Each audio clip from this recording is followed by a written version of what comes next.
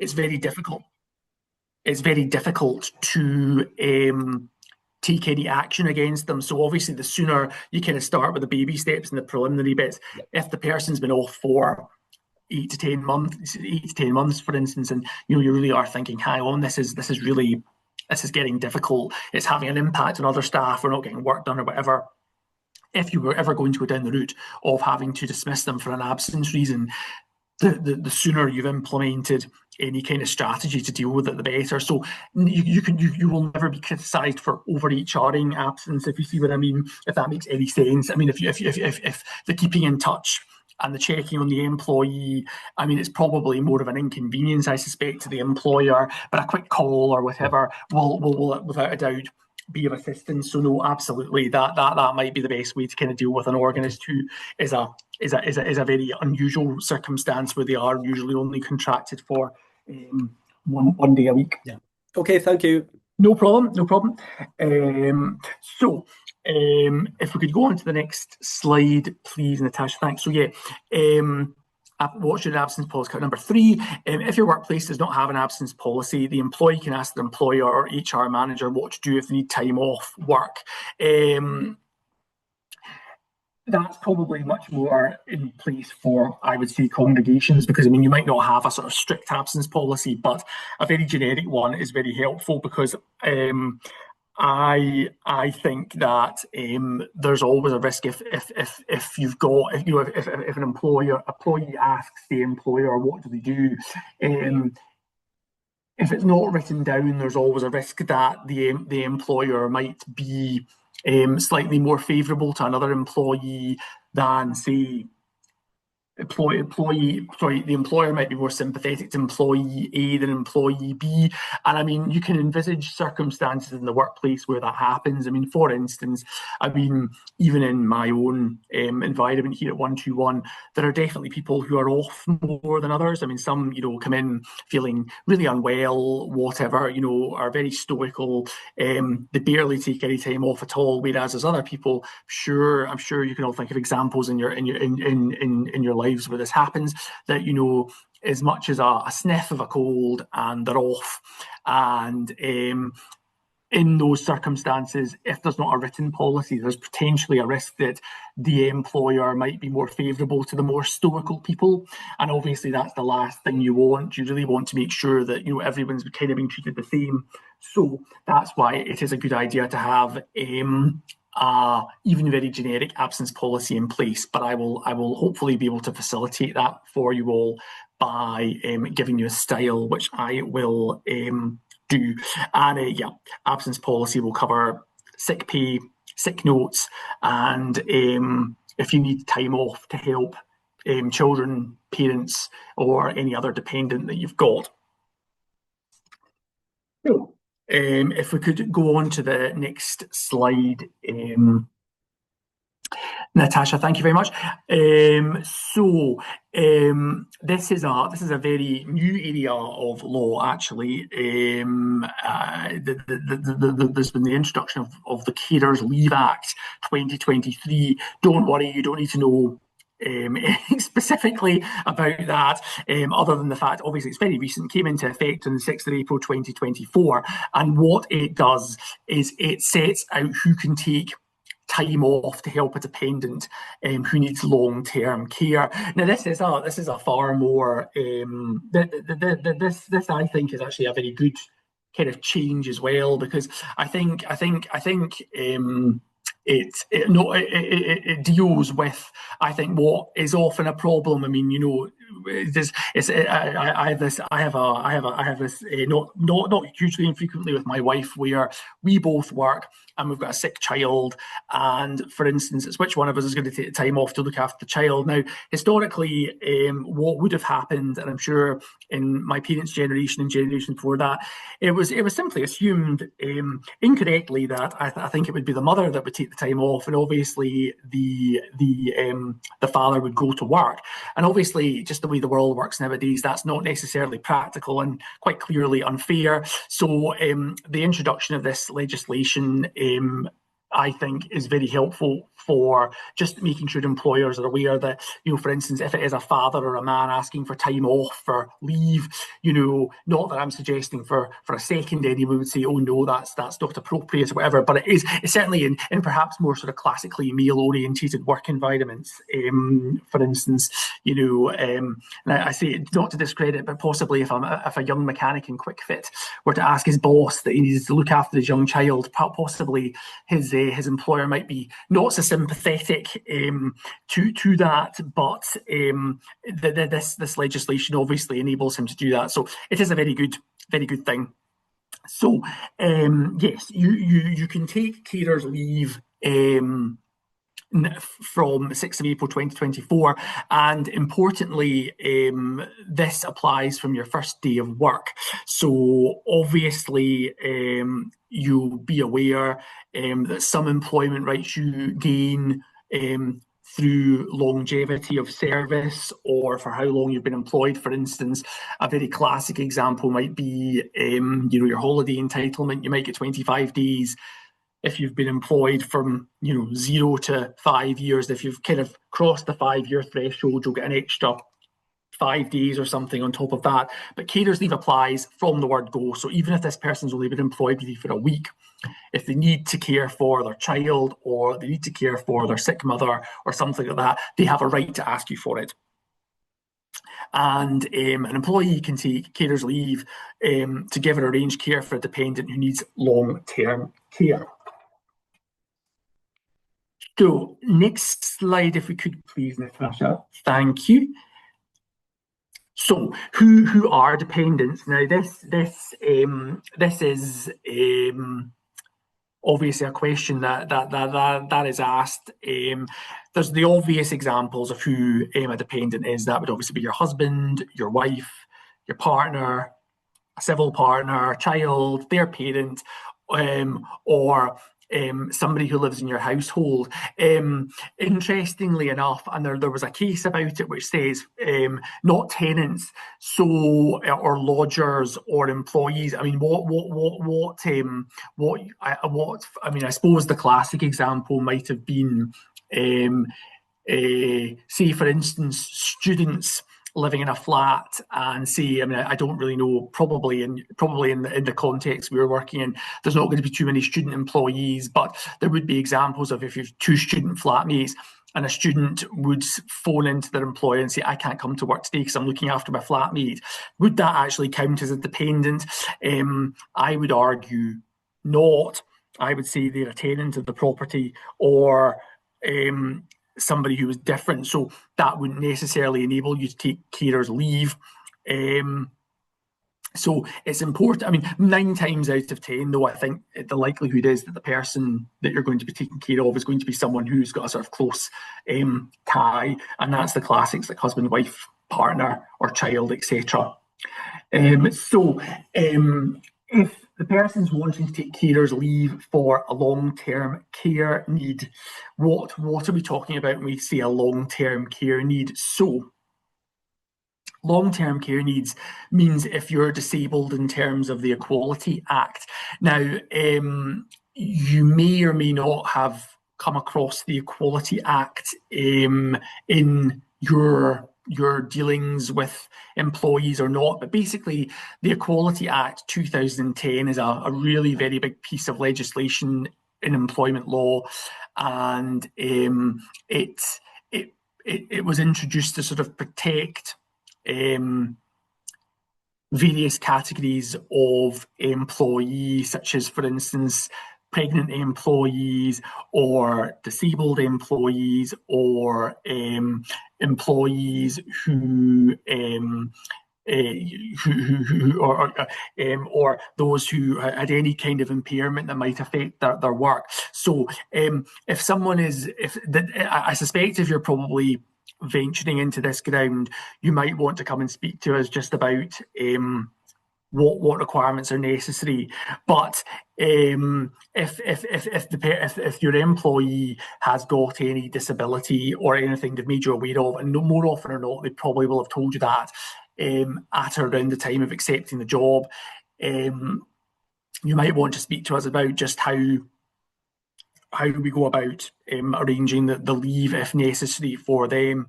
A long-term care need would also be an illness or an injury that requires care for at least 3 months, and any care need that relates to old age. So that would be classically caring for one of your parents, for instance. So, on to the next slide, please, Natasha. So someone says to me, you've got an employee who comes to you and says, "I'd like to take some carers leave." What can you take carers leave for? We know who you're able to take it for, as in parents, husband, wife, etc.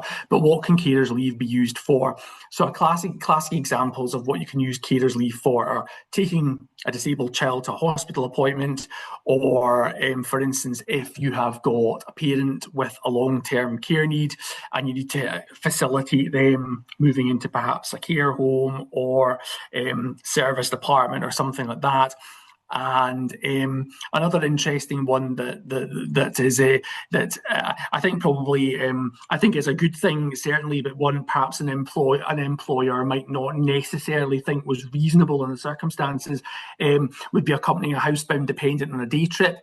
I mean, I think it's one of those things where, if, for example, you're an employee and who came to you and said, "I'd like some carers leave because I want to take my son who is disabled or something like that on a day trip," you might think, well, hang on a minute here, is that really a reasonable ground for you not to come to work today? And because you're sort of facilitating one of your children to go on a trip. But yes, the Carers Leave Act would say that was a reasonable reason to have carers leave. I would hope that you probably wouldn't get hit with a myriad of ridiculous reasons why people would want to take carers leave. I mean, I think probably the general advice I would give to you would be is simply take a common sense approach to it. I would look at who the person is that they're wanting to care for, and obviously a reasonable reason for that. I think if you smell a rat and you think, hang on, this, it's not a very reasonable reason to be needing time off, feel free in those circumstances to come and take some advice from us. If you feel, for instance, that the suggested reason or the suggested purpose of the leave doesn't seem particularly reasonable or not. So then, having established what you could use the leave for, how much time can you take? So this is set out in the actual Act itself, but for simplistic summary, employees can take up to 1 week of carers leave every 12 months, which is actually quite a lot when you think about it, because obviously 12 months is 3 months. So I mean, to have a week off every 3 months is quite a lot. And I think this legislation, this Carers Leave Act 2023, was promoted by nowadays we are seeing that there's definitely people are living longer than they did possibly 30, 40 years ago. I mean, it's not uncommon to see people living possibly even living over 100, but living very close to that age now. And whilst people are living longer, that possibly some of that is to do with, well, maybe a little bit of modern medicine and everything else as well. But clearly the people that living longer still require a bit of help, and it was possibly my parents are in their 80s now and fairly sprightly, but it may well be that in a few years I'll need to be taking some carers leave to help them if they're struggling with it. And I think that there was a sort of a much more the employers were seeing a lot of people in their sort of 40s and 50s who perhaps 50 years ago, people wouldn't really in their 40s and 50s still have a living parent. But nowadays, that's not an uncommon theme. And people were needing to take time off to look after their parents. So that's really why this was introduced, as to give that option. And leave can be taken as half days, full days, or a whole week. So somebody might want a whole week off, but equally, if someone's looking for carers leave for a half day, an example of that might be, I suppose, if you're moving one of your parents into a care home, might only take half a day or a day rather than a full week, but that leave does need to be factored in as well. So if we could look at the next slide, please, Natasha, thank you. Yes, so obviously we've established who you can take carers leave for, examples of what the carers leave might be, and what type of period off you might require. Question is, of course, next one, this is the one that will probably affect you guys, maybe being the employers a lot more, is what do you do in terms of paying the employee if they're off? So what the law says in that regard is an employee might choose to pay their employees for this type of leave, but you don't have to. It is a bit of a difficult one. I mean, I suppose again, my advice on that might be to take a pragmatic approach with it. I mean, if it was possibly one day, just using the illustration of if you were taking a day to move one of your parents into a care home, one day off might be something that the employer might say, well, on this occasion, it's one day. We're happy to honour it. Whereas if it's an entire week, that possibly might be quite a lot, just to simply have a whole week off on full pay when you're not actually doing your job. The rule really here is to be consistent with the approach, obviously. So again, what I could possibly do, in fact, is if I mean, you might not specifically need a carers leave policy in the same way as you need an absence policy, or you could possibly accompany carers leave into your absence policy style, but it's helpful to give some guidance to employees on that. It might well say that for a couple of days, depending on how much carers leave you want, it's employer's discretion as to what you'll get it for, etc., etc. So the employer has quite a good element of control over just what they're paying for carers leave. So I suppose the important point here is that you have a legal right to carers leave. An employer cannot legitimately refuse to give the employee carers leave, but the employer does have a right or a control over whether the leave is paid or not. And I think more often or not, it's quite often dependent upon circumstances as to whether you choose to pay them or not. But my only word of caution really on that is obviously apply a consistent approach. So for instance, again, that's always a big thing with employment law. So for instance, if employee A wants to move his mother into a care home, it's going to take a day, he gets paid for it. If employee B the following week wants to put his father into a care home, he should get paid for it as well. It wouldn't be appropriate to pay one employee and not the other. So I'm sure you do anyway, because anyone who's kind of anyone who's got any kind of involvement or any role in managing employees, you instinctively know that you have to kind of have a fairness and a consistency. And again, really with carers leave, that would be my recommendation, that you have a similar approach to that as well. Other important point, obviously, for carers leave, and this is something simply to make the employee aware of. Employees must give their employer notice before they start their leave. So, for example, in the hypothetical example would be that I go to my employer and say, hello, on the 12th of November, I need to help my mum go into a care home. Can I take that day as carers leave, please? and I'd give a reasonable period of notice. What wouldn't be appropriate is, for example, on the morning of the 12th of November, for me to phone in to my boss and say, "Hello, I'm looking for carers leave today because my mum's moving into a care home." You do have to give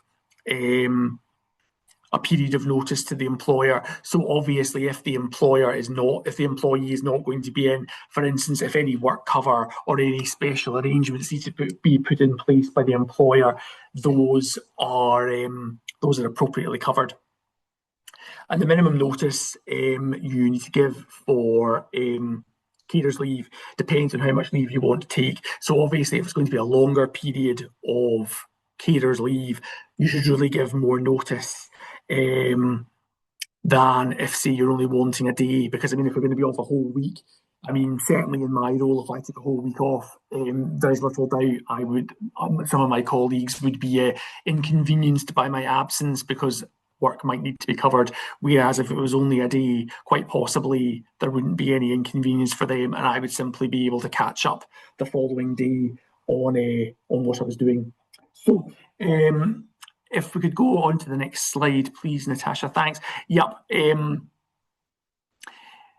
If you're looking for carers leave, you don't have to put your request in writing. I mean, so in other words, you can simply say to your employer, face to face or somehow, I'd like to take carers leave. And you also, I think quite importantly, don't need to provide evidence of it. So, for instance, sticking with my favourite example that I have thus far about the care home and my mother or father going into one, I wouldn't need to provide, a letter from Crossreach or a care home invoice or anything like that, just to sort of show that, or any letter saying on this day, my mother was going to the care home. You don't need to do that. So the employee, I mean, I suppose the employee might provide it. I mean, I think in the circumstances, I actually probably would. I mean, if I was asking my boss off for a day to put my mum into a care home, I probably would include with my email to my boss or my message to my boss, proof that was happening, simply because it simplifies things. But certainly the what the law is saying in this circumstance is it's not appropriate for the employer to say, well, before I give you your carers leave, I need to see evidence of what you're doing. That isn't actually required. So yeah, that's a point to probably note as well. So if we could maybe look at the next slide, please. Thanks, Natasha. This is the notice requirements for carers leave. You have I won't spend too long looking at this. I mean, it's pretty obvious that, for example, if you want longer periods off, you need to give more notice. So, for example, if you're wanting 5 days off, which is a sort of working week, you need to give two weeks notice. And obviously, if you're looking for half a day off or a day off, you're only having to give 3 days notice. But the important thing here is obviously that, 3 days is a reasonable period of notice. You are having to give your employer a reasonable period of notice before you take any time off for carers leave. Right, so we're going to now go on to look at time off for dependents. This is not specifically carers leave, but leave to look after, for instance, the example of the sick child or something like that. So by law, anyone legally classed as an employee can take time off to help a dependent with an emergency, and that should also include a sickness as well. A dependent is a close family member or someone who depends on you. So the classic examples of that really are if you need to take time off for your husband, wife, partner, or parent or child. The law does not say how much time an employee can take off or on how many occasions. It should just be reasonable. I mean, I suppose you are. It can be a difficult one, this one, especially with if you're an employer and you've got an employee with young children who are off school a lot. I mean, that tends to be quite a classic one where, for instance, possibly you have a mother or a father or both. They've maybe got 2 or 3 young children, and I mean, certainly, I've just come out of the woods with this now, but I mean, certainly, I remember when my children were a lot younger. I mean, they would simply rotate colds and bugs around each other, and I mean, there were times where one child would be off 1 week for 3 days, then you'd have the next child off, and I mean, it is a very very difficult one, and I mean, obviously, the employer has to be reasonable in giving the time off. I mean, at the end of the day, schools are very quick these days. If any of you are still at that stage, certainly mine are, where if the child has but even coughs once or twice, they are flung out the door and sent home, and you obviously need to look after them. I think we are. I mean, obviously, if you have got that awkward scenario as an employer, and for instance, January or February or something, or a time of the year where colds and coughs and bugs are all about. I mean, if you've got an employee who possibly is taking 2 or 3 days off, and it's been sort of a period of 3 to 4 weeks, I think at that stage as an employer, you might arrange a meeting with the employee and say, look, I know that it's this time of year or whatever, and you've got a child who's sick or whatever. You might whilst you can't make alternative arrangements, I suppose what you might say, or at least have a meeting about, is there someone else who could possibly, kind of provide the care or whatever? I mean, the hypothetical example would be, say we're in January, the first week in January, the employee takes 2 days off to look after the child. Then the second week takes 3 days, and then the third week takes 3 days. And suddenly, before you know it, they're never actually at work.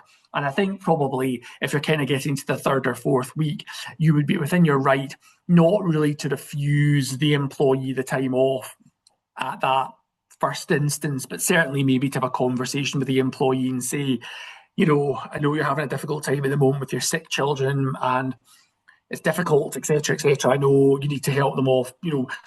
Following that all up with the, but are there any other arrangements, or is there a possibility that anyone else might be able to step in and help out? Because we're clearly aware that you're not coming, you've not been at work 50% of the month or whatever. So I think it's having a sort of delicate conversation with the employee about that. But it's very very difficult as an employer to tell an employee that they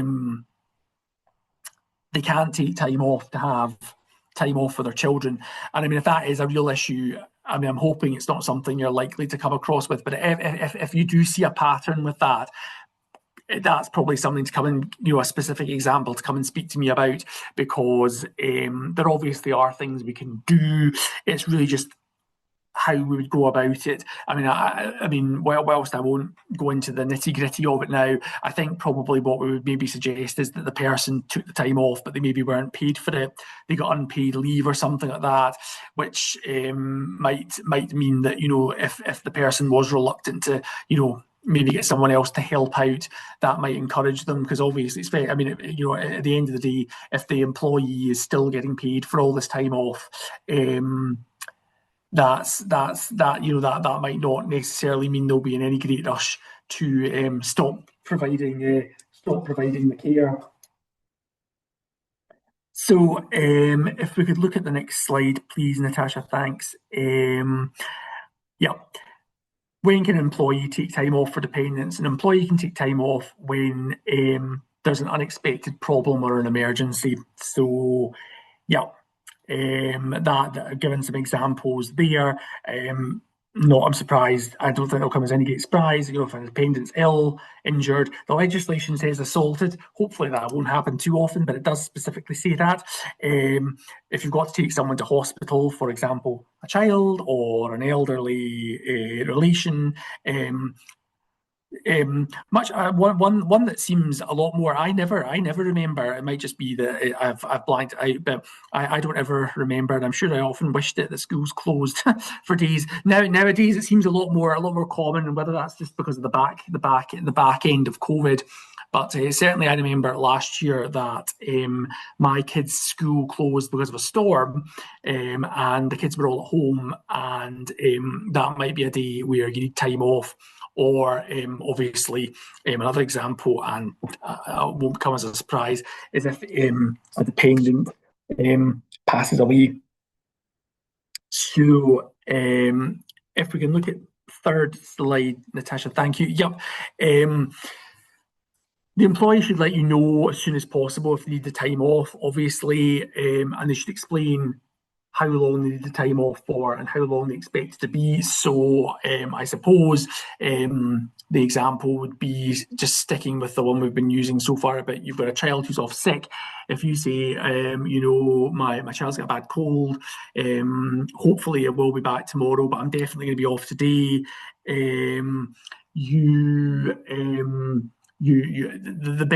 I think in these circumstances, and I'm sure probably if you've been employees, as well as being employers, it's a matter of keeping in touch with your employer and letting them know what's what. I mean, obviously, if the child is possibly hospitalised or something serious, there is going to have to be a requirement for a longer period off than a day. But I mean, it's always worthwhile encouraging the employer to keep in touch and know what's what. Strictly speaking, an employer can pay an employee for time off for dependents, but don't have to. I think probably there's an element of discretion with that. I mean, for instance, if you've got a child who's off maybe just one day with a stomach upset or something and you need the day off, probably the employer will not worry too much about that. But obviously, if it's something more long term and it's going to involve the employee, maybe requiring 2 weeks off, say for instance, a child's broken his leg or something, you might pay them for 1 week and you might give them an unpaid week for another. There's an element of discretion with that. I think provided the employee communicates effectively with the employer about it, and the employer equally communicates effectively, then obviously there can be an agreement reached between the two. If there's a difficulty, I've sort of indicated at the bottom that one option might be for them just to take a period of unpaid special leave. So that obviously means that the employee can be off longer, but the employer is not paying the employee to effectively not be doing their job.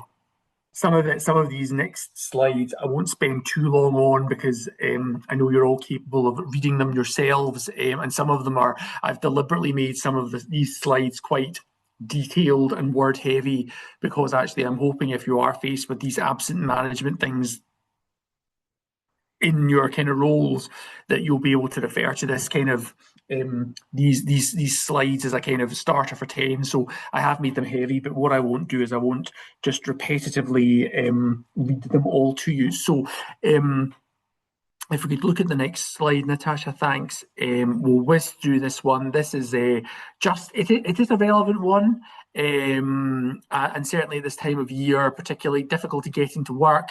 I always find this one amusing because certainly some people's efforts in getting in on a snowy day, as I'm sure as you guys are all much further north than me. Certainly in Edinburgh, some people's definitions of trying to get in on a snowy day are fairly amusing. I mean, there can be barely a centimetre of snow on the ground, and people are calling in sick saying can't possibly get in. I mean, at the end of the day, I think you have to be reasonable with it when people are saying they can't get to work because of bad weather or transport or whatever. The important point to probably note out of this is there's no legal right for the employee to be paid for work they've missed because of bad weather or travel disruption. Obviously, if we do have particularly, I mean, I would imagine if it was that bad, it would probably make BBC Scotland headline news or something, that there was a shutdown or whatever and schools are closed. That's entirely different. But if you do have, and they do exist, an employee who there is the mildest dusting of snow on the ground and says, "Oh, can't possibly get out my door," etc., etc., you would be within your rights to not pay them if they're missing work. I think probably take a pragmatic approach with that, in the sense that, if it's a one-off, maybe don't do anything about it. But if every time it snows, Joe Bloggs isn't coming in, obviously be aware of the fact there might be kind of repeat offending, and it might be in that circumstance appropriate to do anything. So, yeah, if we could look at the next slide, Natasha, thank you. We've kind of covered some of this already, because we've obviously spoken about fit notes and proof of sickness. Yeah, I mean, the important point really here, and obviously I've just said what fit notes are. I'm sure you all know that anyway. But the main point on this slide really is whether you need a fit note depends on the length of sickness absence that you have got. So if we can move on to the next slide, Natasha, thank you. I've said in this particular slide, if someone is absent due to sickness for 7 calendar days or less. Now, obviously, the length of self-certification that you've got depends on what's on the person's contract of employment. I think our Church of Scotland templates actually say you've got to, it's only a 5-day absence period that you've got. So obviously, I've said here 7 days. When I was preparing these, I can't even remember where. I think it can vary, because obviously, I suppose, in fact, more generally, the law kind of looks on. I mean, nowadays people obviously do work Monday, Tuesday, Wednesday, Thursday, Friday, Saturday, and Sunday, whereas more classically and in sort of more old school environments, it was kind of just the Monday to Friday working environment. So obviously, a fit note is required depending upon what it says in the contract of employment. But if you're using our Church of Scotland templates, it will be 5 days of self-certification.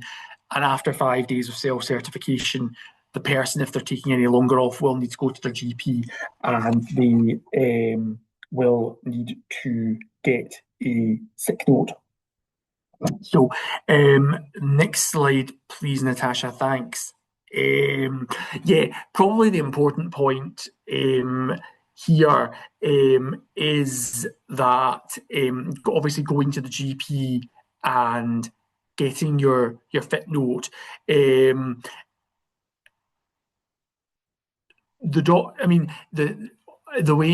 way obviously you need 5 days off, and I mean it's correct to say that doctors can't provide a fit note before the 7th day of absence, but obviously the way that's kind of drafted is to sit along the lines of, see, the person works Monday, Tuesday, Wednesday, Thursday, Friday. Obviously you're not at work on Saturday, Sunday, so whilst that's not kind of a sick day from work, it obviously would count as days of the sickness, and then it would obviously be for the Monday that you'd be coming back would be your 7th day, and at that point you would need the GP to issue you with a sick note.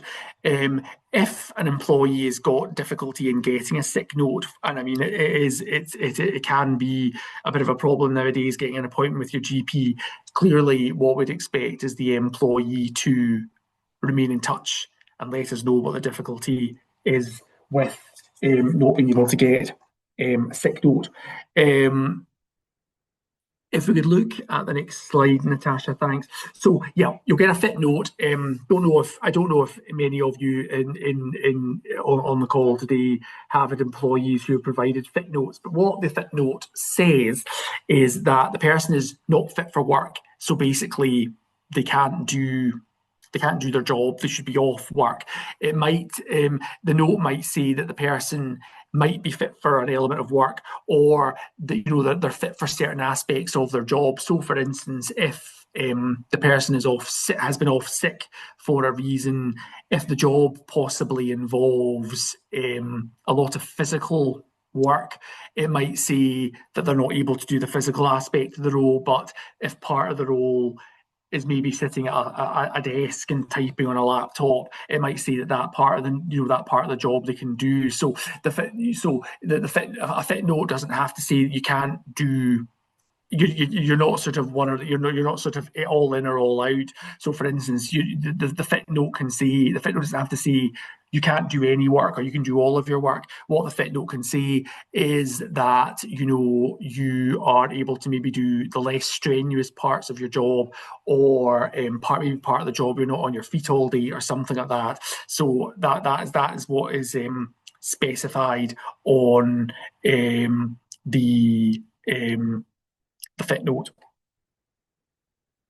If we look at the next slide, please, Natasha, thanks. Yes, the fit notes are quite helpful for employees because they suggest or can suggest ways that the employee might get back to work. So, for instance, the fit note might say that Joe Bloggs is off work at the moment and is not fit for full-time work, but could possibly do mornings or could possibly do reduced hours or 3 hours a day, or say I've already kind of indicated about the different duties that you could do. You're not doing the sort of the heavy lifting aspect of your job, but you could do the sedentary part of it as well.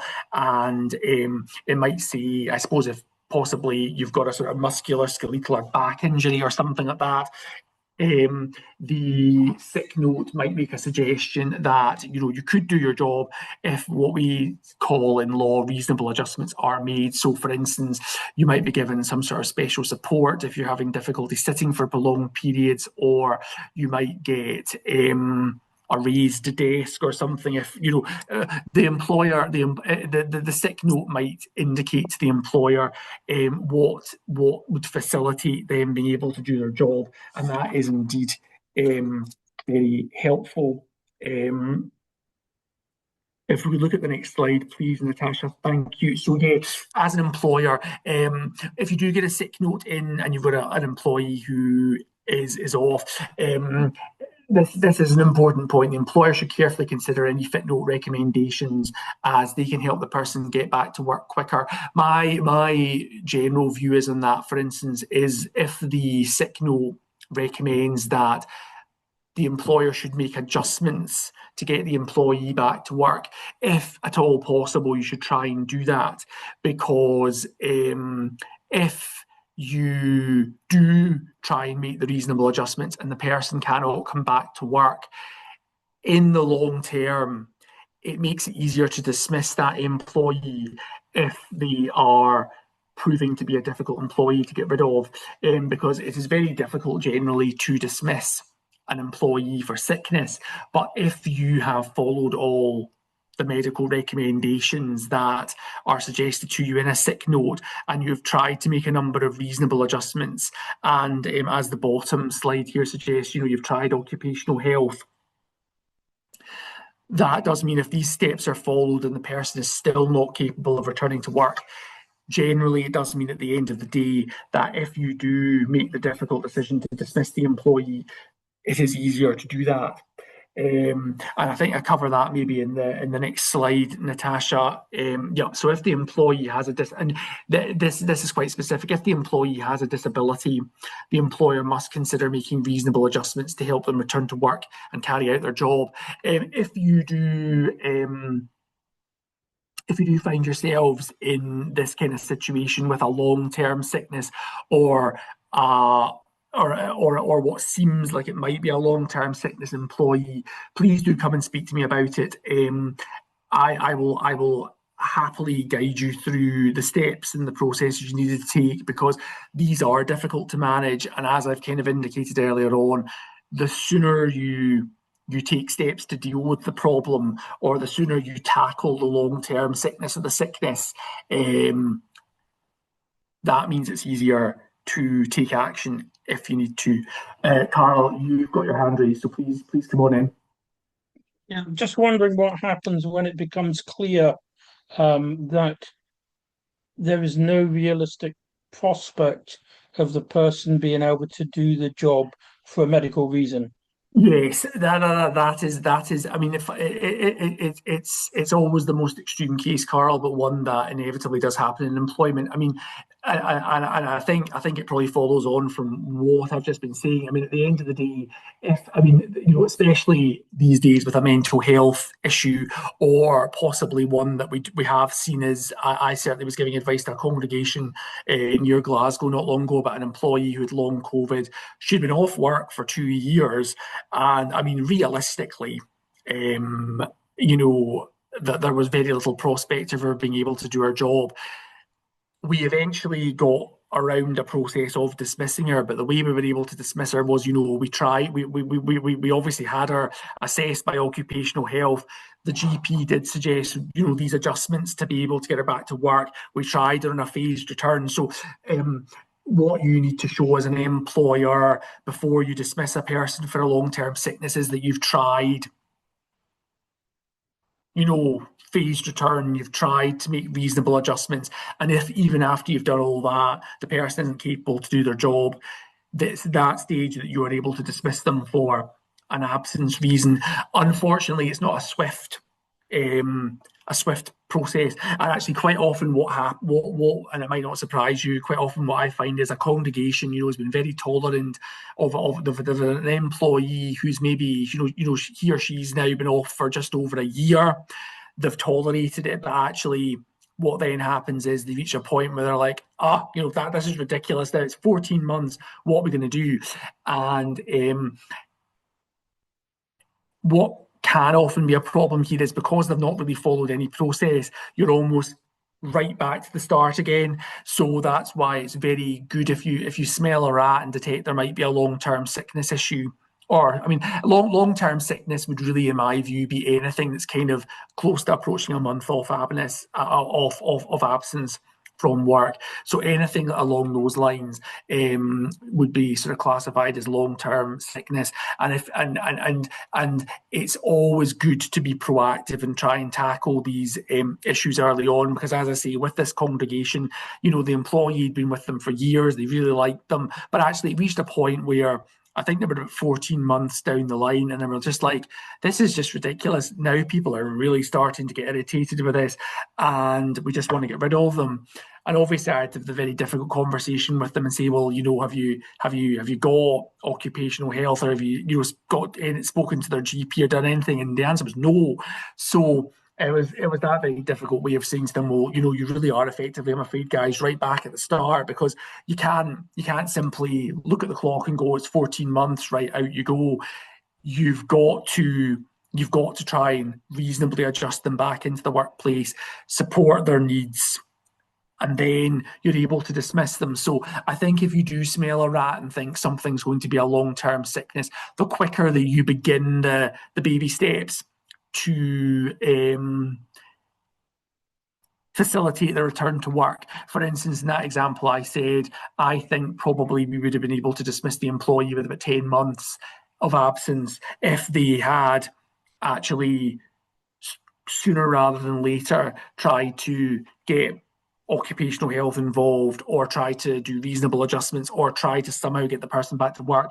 And I think it eventually took us about 18 months to eventually dismiss this employee, because it was only about the 14th month they suddenly realised this is just a mess. We've not done anything about it. But the problem is that just you don't look at the length of time you've been off. What you look at is when you effectively start the process to deal with it. So whilst 14 months was a ridiculously lengthy absence from work, and I mean, I'm not surprised it was affecting the other employees who were effectively having to cover the work, because the employer couldn't show any any kind of adjustments or any kind of anything. They wouldn't be able to show how they tried to get the employee back to work. Effectively, they were kind of starting from scratch again. And I mean, I think when I look back on this one, I mean, this employee who had long COVID was never. I think it was probably quite clear very early on that this person was never really ever going to be properly able to come back to work. And had they started a process earlier, without a doubt, they would have been able to dismiss the employee earlier than they eventually did. So, yeah, always good to just keep your eye on these things and start processes as quickly as you can. The next slide, Natasha, thanks. I'm just going to whiz over this one. Really is about, you can, if the employee is absent for a long period of time, one option for you is to obviously get access to the employee's medical records. Obviously, you will need the employee's consent to do that, and there would have to be a reason for it. But one reason why it might be relevant is if the employee is genuinely really not well, and it might be a question of paying continued sick pay to the employee. So hypothetically, for example, if you've got if the employee has exhausted their sick pay and says they're still really unwell, if the employee were prepared to allow access to the medical records and show that they've been frequently going to their GP, they really have been trying to get back to work, you might therefore be in a position to extend sick pay for them. So, because to be honest, quite a lot of, certainly in the occasions I've dealt with it, people are very reluctant to let employers rootle about in their GP records, because they can be quite personal, and there's things contained within them that perhaps you don't really want your employer to know, which might be completely personal, unrelated to work. But at the same time, if you obviously do facilitate that, it can, if the employer might look at it and say, well, look, Bob's been going to the doctors for every single week. He's been following a course of medical assistance or whatever. He really is obviously trying to get back to work. He's just really unlucky or whatever. So on that basis, we might give him kind of a discretionary longer period of sick pay. So that might be why it's in the employee's wish to do that. If we could look at the next slide, please, Natasha. Thanks. Yes, another option is also the employee. Obviously, the employee can say to their doctor not to give any information they think is not relevant. They can obviously see the report first, and they can, if a letter is produced from the doctor, they don't have to share it with their employer. But then again, the risk of that is obviously if the employee does not wish the employer to see their medical information, the employer has to really make a decision based on what they know and what they're told. So it's one of those difficult ones as an employee to juggle, really.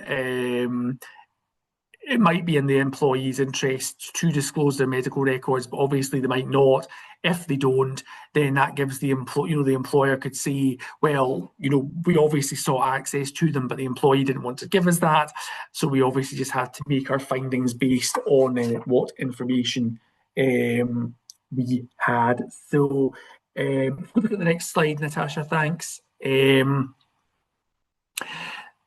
to whiz through this one. Basically, if the employee isn't happy with how their absence or sick pay is handled, they raise that with their employer. That's unsurprising. Skip on to the next one, and this is a fairly common scenario that we have nowadays. It's time off because of a mental health issue. This one, as I've kind of indicated, mental health is, I think probably fortified, obviously, by what we all went through with the COVID pandemic. It's now we're all, I think, much more aware of our mental health, and that our employers need to be taking care of our mental health and everything else as well. And it's important that if an employee has a mental health issue, that an employer treats it seriously and is supportive to the employee. If we look at the next slide, Natasha, thanks. This with mental health, this is much more of a step for a hint for everyone. Time off can really vary. I think in my time doing employment law, the longest periods of absence I've had are people with mental health issues. I mean, you tend to find the people who are off for sort of 12 months plus, i.e. a significant period of time off work. There's usually a mental health issue involved somewhere along the lines. And that is a fairly standard, and obviously important how the employee supports that as well. So if we could look at the next slide, Natasha, thanks. This is one I'll certainly focus on, because it is an important one as an employer. Keeping in touch during absence. We have briefly touched on this already, and I think I said, for instance, if a person's off with a cold for 3 days, you clearly don't have to be phoning them up and saying, how are you? I mean, chances are they're probably just wanting a rest and will be back to work as quickly as can be. But if you've got an employee who is off with a mental health issue, and you are, it looks like there's potentially going to be a prolonged period of absence that's going to go into months, you should arrange with the employee to keep in touch, just see how they're doing. It can be by phone. If they're feeling well enough to come into their place of work and have a discussion with you, that's good as well. I think generally speaking, and it can vary on who the employer is, there is an encouragement to try and get the person to come into the office and try and meet with you. But obviously, if the person has got maybe severe anxiety and that's restricting them from leaving their house or something like that, then obviously the contact can be by phone, or as I've indicated in the slide, it can be by email as well. And if we could look at the next slide, Natasha, thanks. Yep, keeping in contact. This one I'm just going to sort of whiz through as well, because this is what really you would be what you would be doing in a keeping in touch call. Obviously, you're finding out how the employee is as well. Very important point is just to see if the employee needs any support from you as the employer, and it's also a good opportunity to update the employee with anything that's kind of going on in the work environment. I mean, obviously, if they're off with stress at work or something, clearly you don't want to talk about their work, but it might be an opportunity to talk about new employees or various things like that, or material changes in the work environment that are have happened since the person's kind of gone off.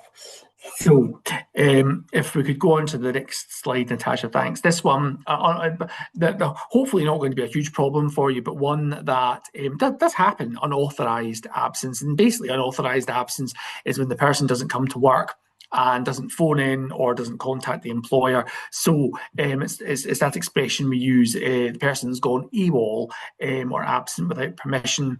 As an employer, try and contact the absent person as soon as possible just to see what's going on. Obviously, the person might be, to sort of use the classic phrase, just skiving off and not coming in, but clearly could be a lot worse than that. They obviously may well have been, walking to work and have, possibly been hit by a car or something unpleasant like that. So if an employee goes AWOL or doesn't come to work, obviously you don't have to do it bang on 9:30 in the morning, but if you've maybe not heard from the person by a certain period of time, especially if they're a reliable, hardworking person, do try and make contact with them to try and find out just exactly what is going on and if there is any problem. If we look at the next slide, Natasha, thanks. If contact cannot be made, the employee should discuss the absence with the employee when they come back. It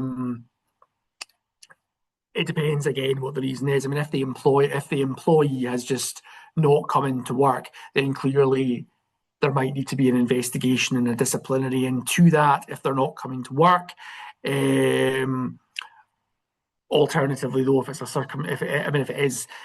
they are able to provide a genuine reason for the absence, it might well be a serious enough emergency that they just didn't have time to contact or something, then obviously there can be an element of employee discretion with that as well. And if we could look at the next slide, Natasha, thanks.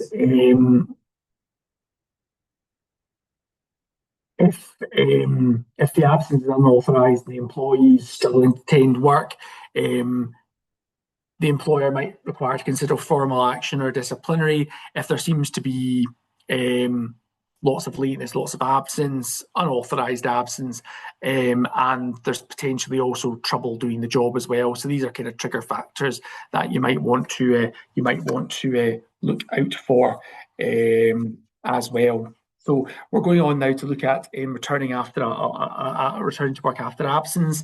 If the person's back, you should have a procedure. I mean, obviously, if the person's been off 2 or 3 days, person will just come back and that'll be fine. But maybe if they've been off sort of a week, 2 weeks, so we would regard that as not a long-term absence, but obviously a reasonable period of time off. Normally, what you would maybe do is have a return to work meeting with the person, just see again how they're doing, check they're fit enough to come to work and that everything's okay, and hopefully 9 times out of 10 that will be the matter done. But obviously if the employee indicates they could maybe do with some sort of assistance or support, that's obviously something we can potentially look to provide. And the next slide, Natasha, thank you.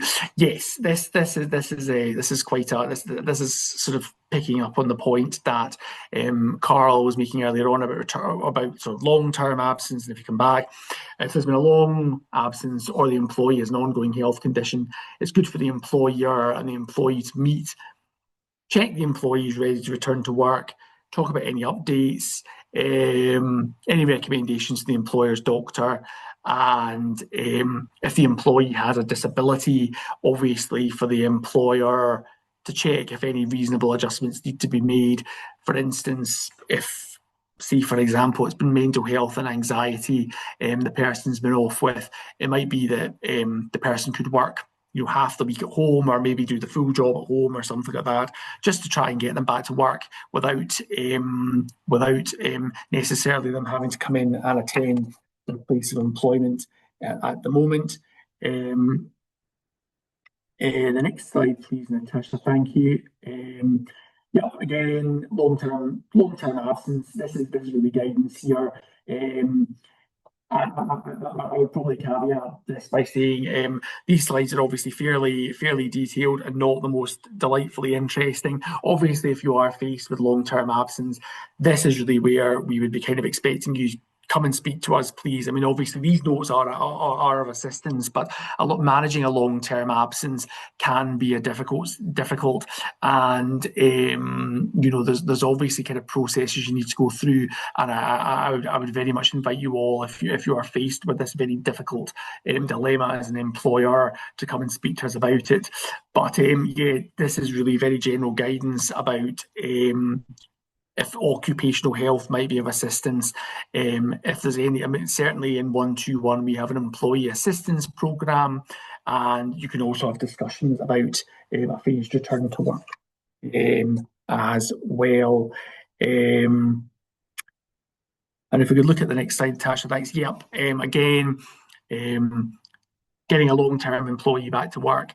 This probably goes into more detail than I'll do for the purpose of this, but it's making reasonable adjustments. So as I've kind of indicated, if the person is having off work with stress and anxiety or something like that, it's been maybe a 3-4 month period of absence, one reasonable adjustment you might make to the person is, maybe letting them work from home, or hypothetically, if giving them half days somewhere, or if the stress is caused by a certain employee, you might move where they work so they're not maybe in such close proximity, or something along those lines.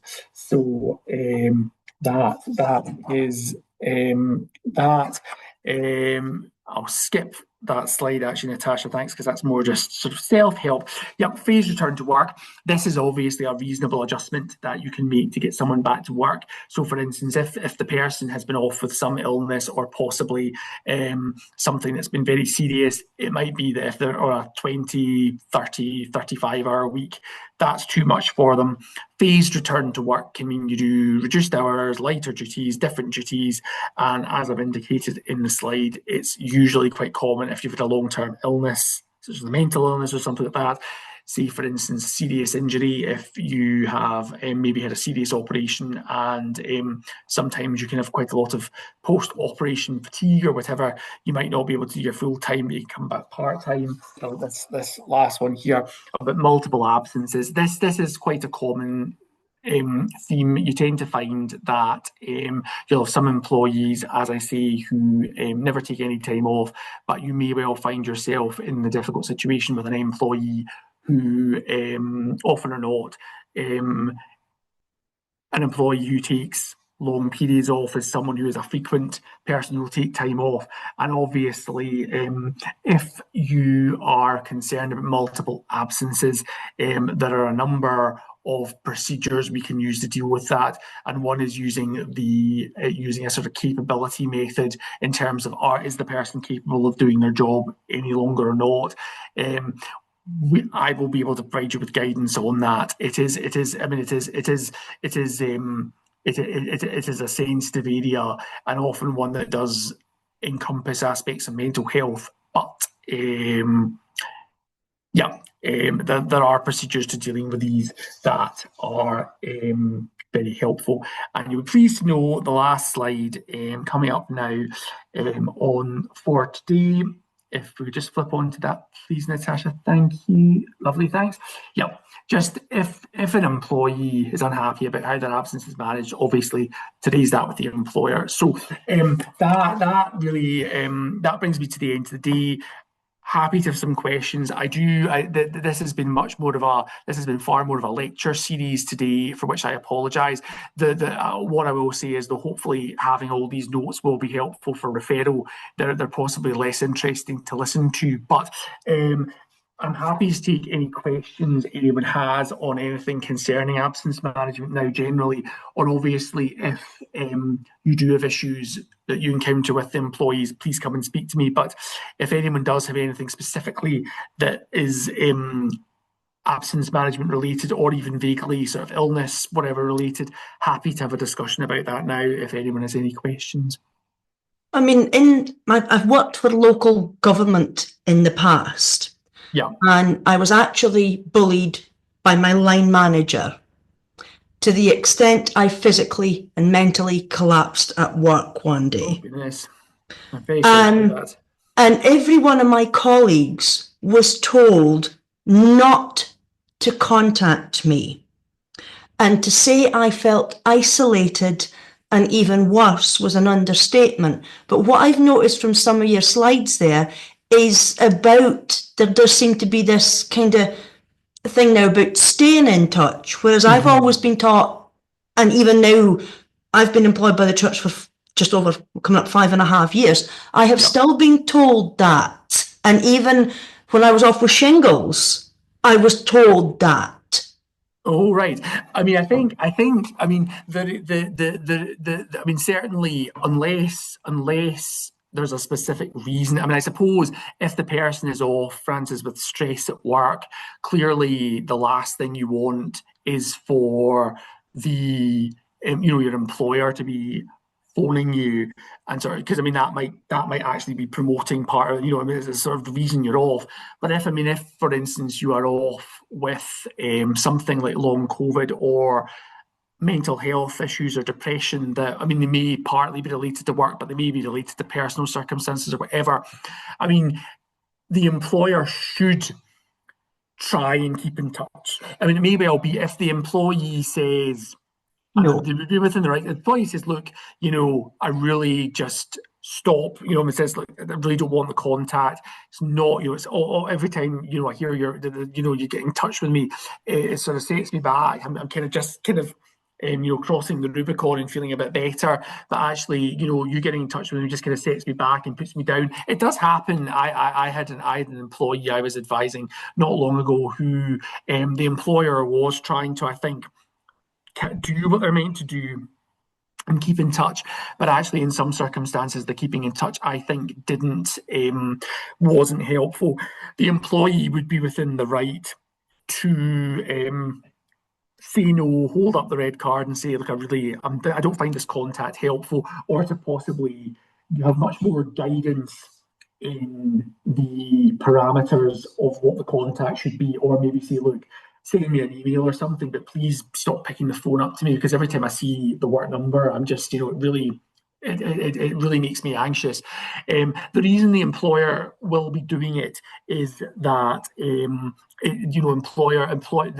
guidance to employers is they really should be trying to keep in touch with the employee, because obviously it is, as kind of intimated, to avoid social isolation, or to make you feel a bit of a pariah and that you're not welcome in the team or whatever. So I guess, Francis, there's an element of kind of looking at each case. Whilst there's guidance, each case kind of turns on its own, because actually, it depends. I suppose as well, it also depends just how often your employer would decide to get in touch. I think if I was off with a long-term illness, I could maybe once a month have a discussion with the employee, my employer, but whether I would really want weekly calls, I don't think so. Part also as well of the other reason why an employer will do it is, as I've indicated, the more the HR machine facilitates things. If you are looking to dismiss the employee through long-term sickness or ill health, if you can show that you've been keeping in touch, you're more likely to be able to call it a fair dismissal rather than an unfair dismissal. Because obviously, if you can say, well, we phoned the employee monthly, the employee was always indicating they were never able to come back to work. If you have that kind of documented history, it's far easier to dismiss the employee for not being able to do their job, rather than if they've been if you've only contacted them twice in a year. How would you have that record? So I would certainly, if I'm advising an employer, I would always advise the employer to make sure they do keep in touch with the employee as much as is reasonably practicable. But obviously, if the employee holds up a red card and says, actually, no, this is not helping, then I would tell the employer to rein it back. But no, if something's looking long term, the general employer guidance, certainly as of 2025, is yes, keep in touch, provided it's not actually making the employee feel worse. It's supposed to make the employee feel better, and that actually the employer cares about them. It's supposed to be a "how are you" call, rather than a "hi Joe, when are you getting your butt back to work" type thing. It's meant to be it is meant to be the employer. The employer is meant to be showing compassion in making the call, so that is encouraged. But it's very interesting to see that that you're sort of heard otherwise. I can't imagine if people maybe are certain employers who maybe have kind of different maybe structure to HR, they don't embrace that type of, and if you're off, that's you out the loop. But I think it can lead to isolation, and certainly it can make the return back to work very difficult, because obviously there might be new people in the team, and it's a bit like if you leave a job. It's fair to say that it's a bit. Anyone's job can be filled by somebody else, and if it's that, as much as we all think we're wonderful and valued, at the end of the day, if we move on, someone else will be able to do our job, and I think that type of thing can make you come back feeling very insecure. So yeah. Can I just say, David, with the fit to return to work, you've got to sign your papers. That is one way of keeping in touch. And very often, certainly from my personal work experience, getting an intermediary, like a secretary, to just make that phone call to ask if they're able to make the call to do it. And that just saves sometimes that stress factor for the employee. Yes. And working very closely with HR in that situation. It's a very difficult one.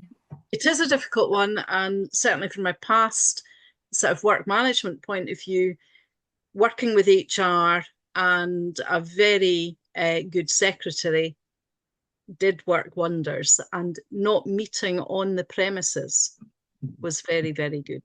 Yes. That's a very tricky one, because it could be that that person doesn't want to meet either yourself on the premises or see another employee if there's been issues with other Yes. employees. Yes, I think that's right. I think again, Sandra, Just if you're in that passionate at the scenario, end of the day. Yeah. it is. It is. I think. With obviously, there is employment law, but some of employment law is common sense, and I think. As I said in the slides, it is. Some employers will invite the employee into the office, and part of that might be to try and integration. But actually, I think equally, as you say. And as Francis kind of indicated, sometimes the last thing you maybe want is, contact or some specific person or having to see a face or whatever. So, yeah, I think the employer has to take it with a lot of employment law is just essentially being reasonable and obviously trying to accommodate. I kind of feel at the end of the day, if you've got someone, if the employee is willing to keep in touch with you by email and responds to your emails, from my point of view, I don't really see why you should be making them come into the office, especially if it's just going to cause them a lot more heartache coming in. Really, as long as you're getting emails from them and there is good communication, and you feel that there's, you might in the email suggest, would you like a phone call next time, or if you would like to come into the office, of course we'd like to see you, but I think if there's any kind of forcing the issue, that can have a sort of counter effect and not necessarily be helpful. But yeah, I think if you're faced with that scenario, Sandra, obviously just you have to kind of look at what the scenario is. And unfortunately, it's that type of thing. These slides were already fairly lengthy, and it's kind of that way there. There's so many different examples of what, you could have. You could have there's everyone's different when they're off. Some people do want the contact, others don't want the contact. Some people want some people would really like to be invited because some people want to come in, because obviously if you come in, you get a lot of sympathy. And some people like that when they're off, because you come in and say, oh, I haven't seen you for months. How are you? You feeling better? And you do find that with some people, I haven't come across them in this particular job that I've been in, but I have dealt with people who there was one lady in particular who I had to deal with an employment issue with her, and I honestly think that she liked being off, not actually so much in that she was ill, but because everyone was nice to her and actually gave her a huge amount of sympathy, because that's what happened. The first thing people ask, if you are ill, people are sympathetic to you, and some people just really, it's almost, I wouldn't say addictive, that's maybe the right word, but there is a certain element of you actually really, that is part of what you like about being off, because actually people are like, how are you? Oh, poor you. How are you? It's so terrible what's happened to you. Awful, and everyone's really nice to you. So, there is a lot of that. I think you have to take, each case on its own. But the main thing, I think, is however you manage the actual HR of it, provided there is HR, just for open speech marks, closed speech marks, in the process, that will facilitate you being able to do something, whether it be dismissing the employee at the end of the day or trying to get them back to work. What you don't really want to have is a scenario where, and it is because I find it, and in my last role I had it too, because I actually line managed people and was doing my solicitor job, and there were some days where I actually had so much legal work to do that I actually thought, oh really, the last thing I need to do is phone this person now and be on the phone for 3 hours listening to how ill they are. But it's that type of thing that, having done it, it does mean that if you do reach the point where you're just kind of like, this is really causing a lot of friction between the team, and obviously if you've got one member of a team off and the other 5 people in the team going, this is not fair, how long am I going to have to cover this person's work for, and then you have to actually deal with it. So I think provided there is HR in whichever manner is appropriate to the role, my main advice when dealing with an absence is simply not to just pretend it's not a problem and kind of forget it, especially if it's looking like a long-term absence. Do tackle it. you know, I mean, in whichever way is appropriate. I mean, each case will have its own, you know, we've discussed about getting in touch or not getting in touch, but the thing to do is not just to sort of shove it in a drawer and forget about it, because at some point you'll need to deal with it. And if there's not a sort of HR paper trail of kind of a procedure that you've followed or kind of a process that you've gone through, it makes whatever you want to do much more difficult, whether it's dismiss the employee or get them back to work or doing anything, because if you're not, basically the lack of doing something will always work against the employer. So yeah, I think that yeah, however you choose to HR, so long as you HR, that's the best way to deal with it. I mean, not necessarily always the way with every employment thing, but certainly in absence, you can't really over HR it, if that even is an expression. But that, you know, effectively do stuff, do something with it that you feel will help your course, because it does mean at the end of the day, you know, every time you call the employee, or every time you meet with the employee, and every time you do everything, you know, you can have a note of it, and you've got dates and times and records, and that's how everything works. You know, that's how all these processes work. So that's if you're going to have an effective, if you're going to be able to effectively do something, whether it's for good or for bad or whatever, that is what I would sort of recommend in any absence scenario.